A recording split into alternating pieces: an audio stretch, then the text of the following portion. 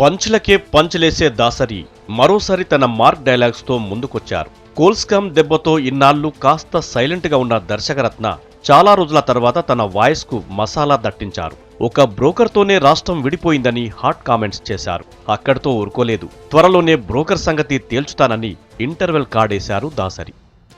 ఒక పార్టీ ఇంకో పార్టీలో విలీనం అయిపోవాలనుకున్నా, లేదా ఒక పార్టీలో ఇంకో పార్టీ టికెట్లు తీసుకోవాలనుకున్నా, లేకపోతే విడదీసేయాలనుకున్నా, రాష్ట్రాలను కూడా విడదీసేయాలనుకున్నా, ఆ బ్రోకర్ అనేది చాలా పెద్ద అవసరం. ఆంధ్రప్రదేశ్ విడిపోవడానికి కూడా చాలా పెద్ద బ్రోకర్ ఉన్నాడు. ఆ బ్రోకర్ సంగతి చాలా టైం తీసుకున్న తర్వాత నేను చెప్తాను. I'm waiting for an opportunity.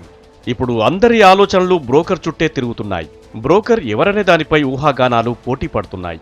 ఎవరికి నచ్చినట్టు వారిని బ్రోకర్తో జతకట్టి చూస్తున్నారు. కానీ దాసరి స్టైలే వేరు. ఎవరిని తిట్టదలుచుకున్నాడో వాళ్ళని డైరెక్ట్గా తిట్టరు. ఇలాగే డొంక తిరుగుడుగా తిట్టేస్తారు. కన్ఫ్యూజ్తో ఎవరా అని జనాలు జుట్టు పీక్కోవాల్సిందే. ఉన్న జుట్టు ఊడితే కానీ అసలు మ్యాటర్ జనాలకి ఎక్కదు.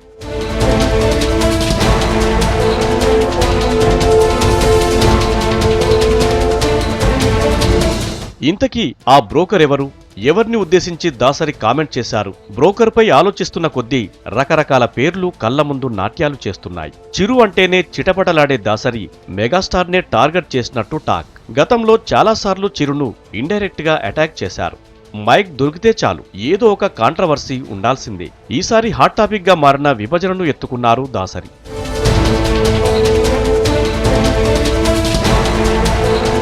దాసరి అనుకున్నట్టే ఐటెం పేలిపోయింది.